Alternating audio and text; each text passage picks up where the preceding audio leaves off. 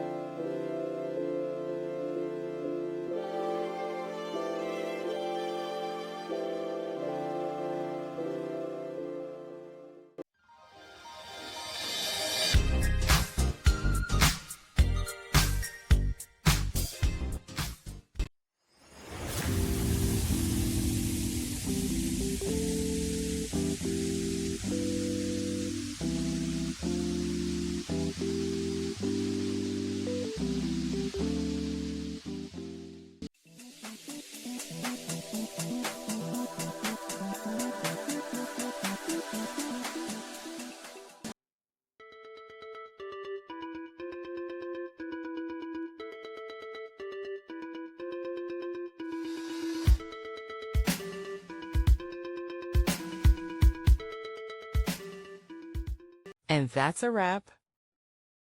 I hope you found the answer you were looking for. If you did, take a second to hit that subscribe button. It really helps out. And let me know in the comments which solution worked best for you. See you next time in the debug zone.